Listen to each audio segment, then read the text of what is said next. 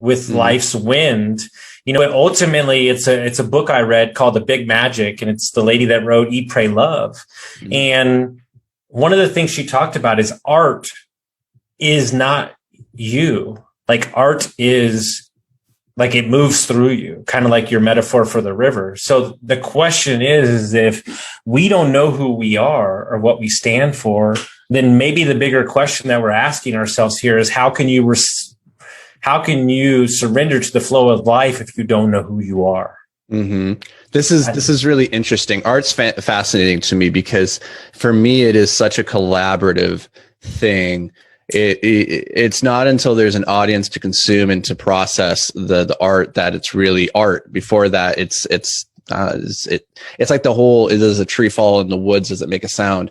If nobody is there to appreciate or to observe the art, then it's not really art at that point. It's just non-existent. And this is hilarious that this is the topic for the day, because there is this old Michael Jackson interview, back when he started getting like real crazy, like real Michael Jackson crazy. And they're talking about purpose and his art and his expression and all this stuff. And he said something that's like, on the surface, you're like, that's crazy talk. But then when you unpack it, you're like, oh, that's actually interesting. And his thing was this. They asked him a question along the lines of like, why do you do what you do type thing? Like, where does your magic come from? Where does your art come from?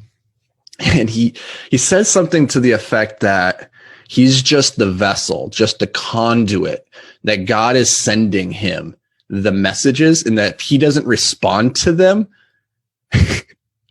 that God is going to send them to Prince.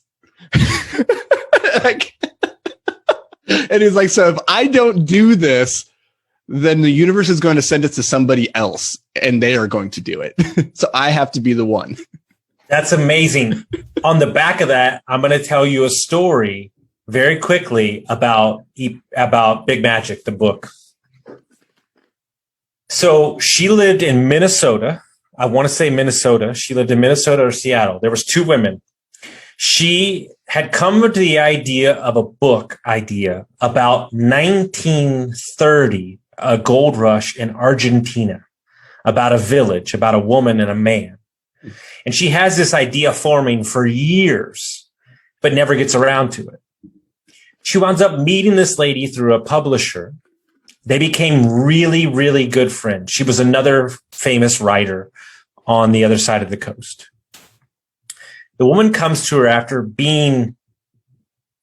knowing each other for 6 months and says, I have an